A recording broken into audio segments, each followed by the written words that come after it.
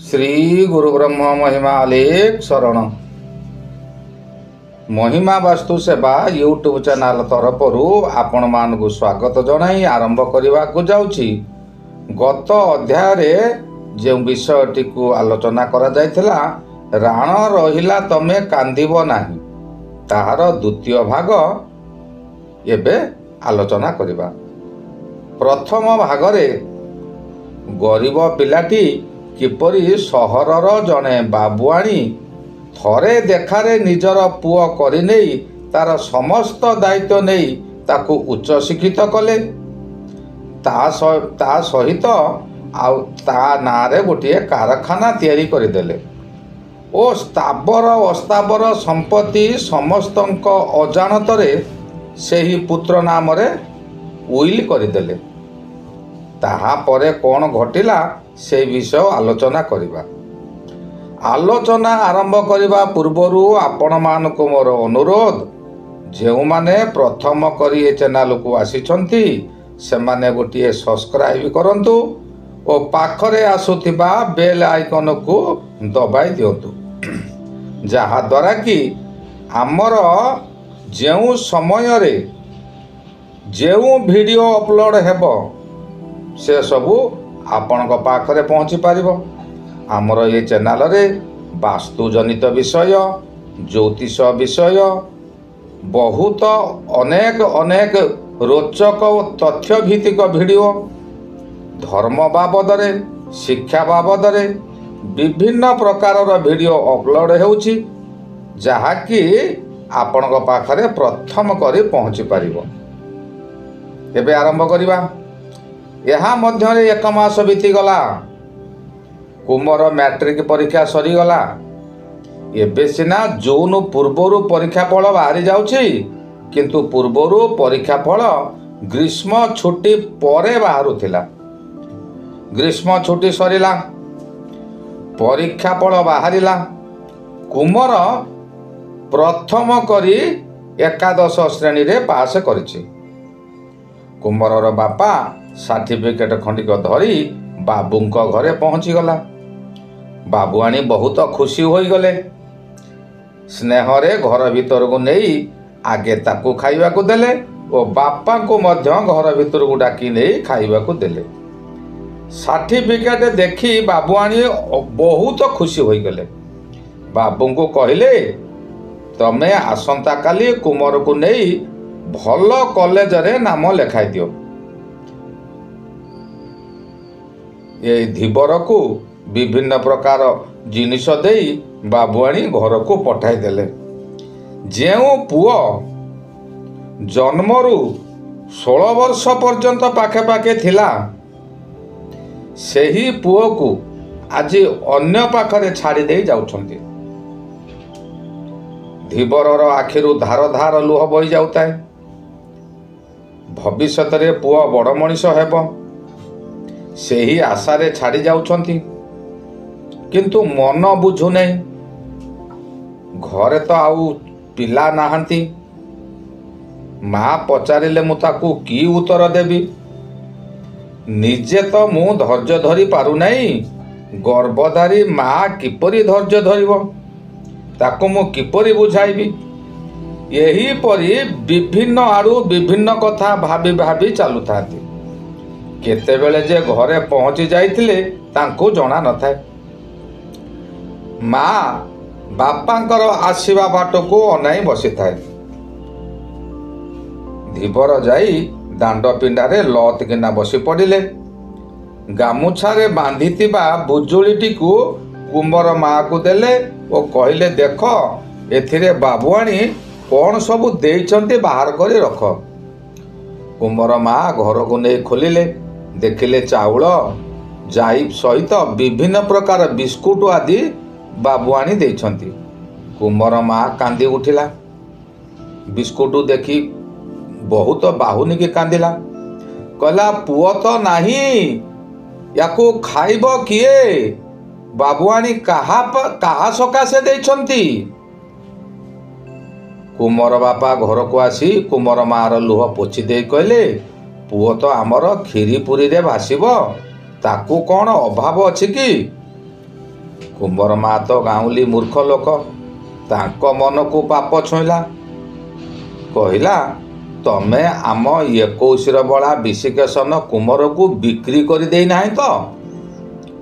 କୁମର ବାପ କାନ୍ଦି ପକାଇଲେ। କାନ୍ଦି କାନ୍ଦି କହିଲେ, ତମେ ଇଏ କ'ଣ କହୁଛ? କୋଉ ବାପ କ'ଣ ତାର ପୁଅକୁ ବିକ୍ରି କରିଦେଇ ପାରେ? କିନ୍ତୁ ମୋ ମନକୁ ପାପ ଛୁଉଁଛି, ପୁଅ ଆମକୁ ଭୁଲିଯିବ ନାହିଁ ତ? କୁମର ମା କହିଲେ, ସେପରି କଥା କୁହନା। ସେ ପୁଅ ଆମକୁ ଭୁଲିବ ନାହିଁ। ପୁଅ ମୋର ହୀରା ଖଣ୍ଡେ। ଏହିପରି ପରସ୍ପରକୁ ଆଶ୍ୱାସନା ଦେଇ ରହିଲେ। କିଛି ବର୍ଷ କଟିଗଲା। ବାବୁଘର ଝିଅଟି ମଧ୍ୟ ବଡ଼ ହୋଇଗଲା। ତା ସହିତ ବାହାଘର ସକାଶେ ସ୍ଥିର କଲେ। ଝିଅ କିନ୍ତୁ ତାଙ୍କ କମ୍ପାନୀର ମ୍ୟାନେଜରକୁ ଭଲ ପାଉଥାଏ। କାହିଁକି ନା ତାଙ୍କର ଦାମୀ ଗାଡ଼ି ଥାଏ, ବ୍ୟାଙ୍କ ବାଲାନ୍ସ ମଧ୍ୟ ଥାଏ, ତାଙ୍କର ଭଲ ଷ୍ଟାଟସ୍ ଥାଏ। ବାପା ମା କିନ୍ତୁ କୁମର ସହିତ ବିବାହ କରିବାକୁ ଝିଅ ଉପରେ ଚାପ ସୃଷ୍ଟି କଲେ। ଝିଅ ଓ ମ୍ୟାନେଜର ଗୁପ୍ତ ବୈଠକ କରି ସିଦ୍ଧାନ୍ତ କଲେ ଯେ ତମେ କୁମରକୁ ବିବାହ କରିଯାଅ, ନଚେତ୍ ଆମେ ବିପଦରେ ପଡ଼ିଯିବା। କିଛି ଦିନ ପରେ ଆମେ ତାକୁ ବାଟରୁ ହଟାଇ ଦେବା। ତାହା ହିଁ ହେଲା। କୁମର ସହିତ ବିବାହ ହୋଇଗଲା। କୁମରର ବାପା ମା ମଧ୍ୟ ସେଠାକୁ ଗଲେ। ବିବାହ ସିନା କରାଇ ଦେଲେ, କିନ୍ତୁ ମନରେ ତାଙ୍କର ମ୍ୟାନେଜର ଉପରେ ରାଗ ଥାଏ। କାହାର ନା ଝିଅର ବାପର। ବାବୁ ବାବୁଆଣୀ ଗୁପ୍ତରେ ବସି ଆଲୋଚନା କଲେ ଯେ ମ୍ୟାନେଜର ଆମ ଝିଅକୁ ଗୁପ୍ତ ମନ୍ତ୍ରଣା ଦେଉଛି, ଝିଅକୁ ଖରାପ ବାଟକୁ ନେଉଛି। ମ୍ୟାନେଜର ଭାବୁଛି ଯେ ଆମର ସବୁ ସମ୍ପତ୍ତି ସିଏ ହାତେଇ ନେବ। ଆମେ ତା ପୂର୍ବରୁ ଏ ସମ୍ପତ୍ତି ସବୁ କୁମର ନାମରେ କରିଦେଲେ ଭଲ ହେବ। ଏଣୁ ସ୍ଥାବର ଅସ୍ଥାବର ସମ୍ପତ୍ତି କୁମର ନାମରେ ସବୁ କରିଦେଲେ।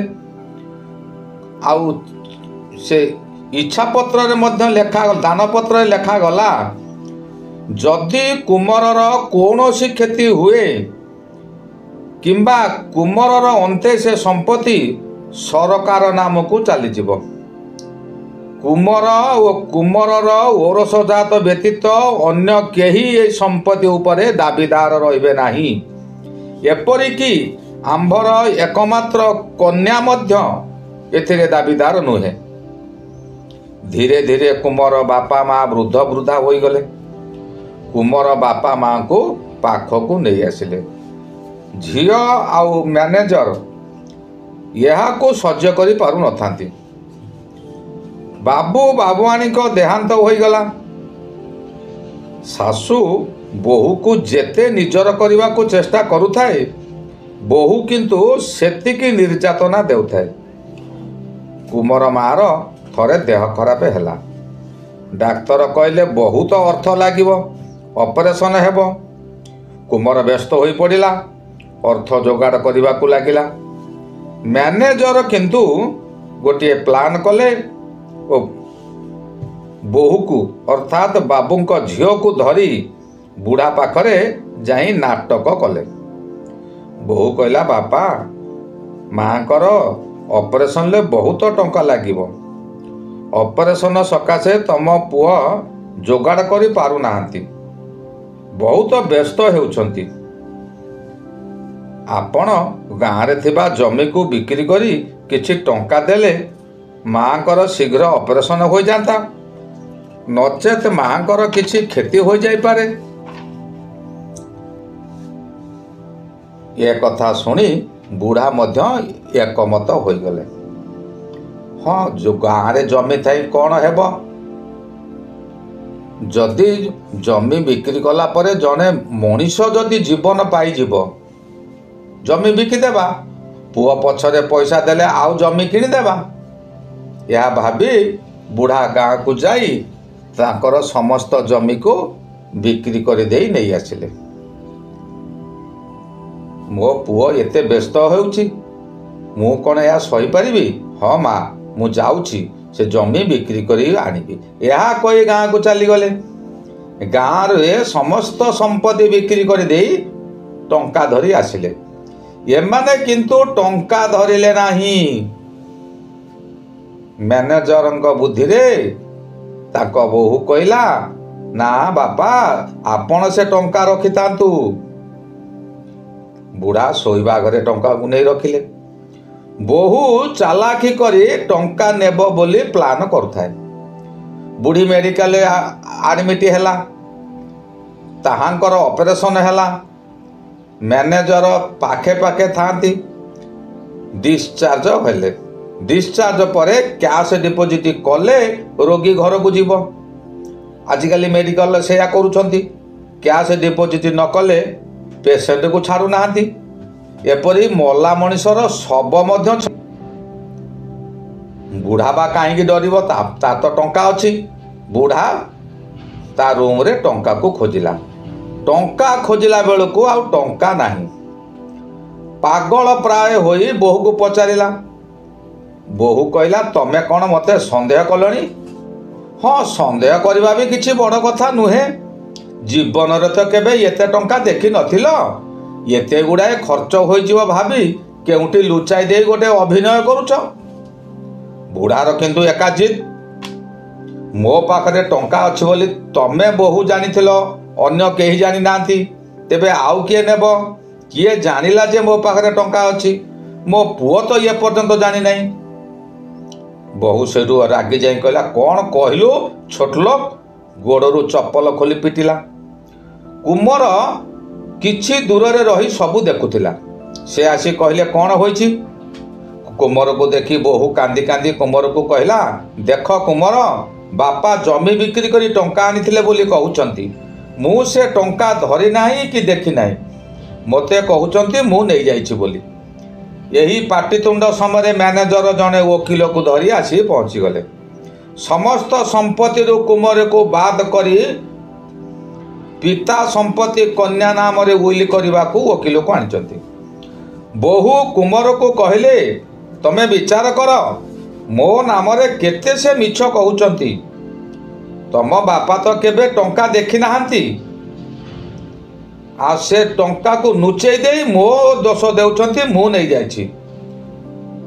कुमर कहले अपेक्षा कर, मु सबु बुझुची। कुमर बापा को पचारिले बापा तम बोहू जहा कहउचंती ताहा कोन ठीक? बापा कहले हाँ ठीक। मु गाँ रे सबु जमी बिक्री करी आनिथिली। बोहू कहले गाँ रे जमी थाई कौन हेब? माँकर देह खराब रे जदि काम रे न आसिब, तेणु मु सबू बिक्री करी आनिथिली। बोहू से टंका को रखिले नाही। कहले मो पाखरे थिबा जहा तम पाखरे थिबा सेया, से टंका को मु मो पाखरे रखिली। एबे देखिला बेलको टंका नाही। पचारिबारु कुमर सांगे सांगे कथा छड़े नहीं कहले जोतारे तुमको पिटिले। ठीक होइछि, तुमको जोतारे पिटिबा दरकार। तमे जोतारे माड़ खाइबा योग्य। बापा कहले कौन हैला बदमाश, तू कहूचु मते जोतारे मारिबा ठीक हेछि? यह कही कुमर गाल को मारी चलिले। बोहू यह देखी रागी जाई कहले एते साहस? तमे मो स्वामी को मोरी आगरे पुणी समस्त आगरे मारी पारुच? नियो कुमर, मोरे चप्पल नियो, मन इच्छा पिट, ये घर बाहर कर दियो। कुमर चप्पल धरिले। बोहू कहता पिट, मैनेजर कहता पिट। बुढ़ार एते साहस, समस्त सामने से तुमको मारिले? छोट लोक कुमर चप्पल धरिले और चप्पल को हाथ रे शक्त करी धइले। कहले बापा तमे मते पिलाटी दिनरू बहुत मारिछ। मु केबे हेले किछि प्रतिवाद तुमको करी नाही। आज किंतु एही चप्पल रे मो स्त्री सामना रे, ये समस्त सामना रे तम मन इच्छा मते पिटी चल बापा, मु प्रतिवाद करिबे नाही। बापा गोड़ तले मथा पोती आंठोई बसी पड़े। ବୋହୂ କହିଲେ ଇଏ କ'ଣ କରୁଛ? ତମ ସ୍ତ୍ରୀକୁ ଅପମାନିତ କଲା, ତମେ ପୁଣି ତାଙ୍କ ଗୋଡ଼ ଧରୁଛ। ମ୍ୟାନେଜର କହିଲେ ଓକିଲ ବାବୁ, ଇଏ ନାଟକ ଥାଉ, ଏ ନାଟକରେ ଆମର ସମୟ ନଷ୍ଟ ହେଉଛି। ଆପଣ ଲେଖନ୍ତୁ ସମସ୍ତ ଉଇଲ୍, ସମସ୍ତ ସ୍ଥାବର ଅସ୍ଥାବର ସମ୍ପତ୍ତି ଉଇଲ୍ କରିଦିଅ ତାଙ୍କର ଏକମାତ୍ର କନ୍ୟା ଉତ୍ତରାଧିକାରୀ ଭାବରେ। ଓକିଲ କିନ୍ତୁ ହସିଲେ ଓ କହିଲେ ଉଇଲ୍ କିଏ କରିବେ ବାବୁ? ବାବୁ ପରା ମୃତ୍ୟୁ ପୂର୍ବରୁ ସମସ୍ତ ସ୍ଥାବର ଅସ୍ଥାବର ସମ୍ପତ୍ତି କୁମର ନାମରେ ଉଇଲ୍ କରିଛନ୍ତି ଓ ଆହୁରି ଲେଖିଛନ୍ତି ତାଙ୍କ ଝିଅ ଚାହିଁଲେ ଗୋଟିଏ ଫୁଟା କଉଡ଼ି ମଧ୍ୟ ପାଇପାରିବେ ନାହିଁ, ଆଉ କୁମର ମଧ୍ୟ ଅନ୍ୟ କାହାକୁ ବିକ୍ରି କରିପାରିବେ ନାହିଁ। ଯଦି କୁମର ବାବୁଙ୍କର କିଛି ହୋଇଯାଏ ତେବେ ସମ୍ପତ୍ତି ସରକାରଙ୍କ ଖାତାକୁ ଚାଲିଯିବ। ଏହା ଶୁଣି ସମସ୍ତେ ବୋକା ହୋଇଗଲେ। କୁମର କହିଲେ ତମେ ଏ ପର୍ଯ୍ୟନ୍ତ ମୋର ସ୍ତ୍ରୀ ଥିଲ, ମୁଁ ତମକୁ ସ୍ତ୍ରୀ ବୋଲି କହିବାକୁ ମୋତେ ଘୃଣା ଲାଗୁଛି। ତମେ ସ୍ତ୍ରୀ ନୁହଁ, ତମେ ଗୋଟେ ଡାହାଣୀ। ଆଜିଠାରୁ ମୁଁ ତମକୁ ଫ୍ରି କରିଦେଲି, ତମେ ଯାହା ସାଙ୍ଗରେ ଇଚ୍ଛା ତାହା ସାଙ୍ଗରେ ଯାଇପାର। ମ୍ୟାନେଜର ସବୁ ଶୁଣି ଲୁଚି ଲୁଚି ପଳାଇ ଯାଉଥିଲେ। ବୋହୂ ତାଙ୍କୁ ଧରି ପକାଇ କହିଲେ ତମେ ଯାଉଛ କୁଆଡ଼େ? ମୋତେ ସାଙ୍ଗରେ ନେଇଯାଅ। ଶାଶୁ ଏହି ସମୟରେ ପହଞ୍ଚିଲେ। ସବୁ ଶୁଣି କାନ୍ଦିବା ଛଡ଼ା ଆଉ କିଛି ତାଙ୍କର ଉପାୟ ନଥିଲା। କୁମର ମାଆକୁ ଦେଖି ମାଆଙ୍କ ଛାତିରେ ମୁଣ୍ଡକୁ ରଖି କହିଲେ ମା, ତମକୁ ମୋ ରାଣ, ତମେ ଆଉ କାନ୍ଦ ନା, ମୁଁ ବଞ୍ଚିଛି। ମୁଁ ବଞ୍ଚିଥିବା ପର୍ଯ୍ୟନ୍ତ ତମର କୌଣସି କ୍ଷତି ମୁଁ କରାଇଦେବି ନାହିଁ। ଦିନମାନ ଖଟି ଖଟି ରାତିରେ ଅନିଦ୍ରା ହୋଇ ତମେ ମୋର ସେବା କରିଛ। ମୁଁ ସେ ସେବାର ମୂଲ୍ୟ କେବେ ହେଲେ ଅବମାନନା କରିବି ନାହିଁ। ମୋ ଦେହରେ ରକ୍ତ ବିନ୍ଦୁ ଥିବା ପର୍ଯ୍ୟନ୍ତ ତମ ଦେହରେ କେହି ହାତ ଦେଇପାରିବେ ନାହିଁ। ବାପାଙ୍କୁ ମଧ୍ୟ କହିଲେ ବାପା, ସତରେ ଯଦି ତମ ପୁଅକୁ ତମେ ଭଲ ପାଉଥାଅ ତେବେ ମୋ ରାଣ ରହିଲା, ତମେ ଆଉ କେବେ କାନ୍ଦିବ ନାହିଁ। ଆଜି ମୁଁ ଏଇଠାରେ ରହିଲି।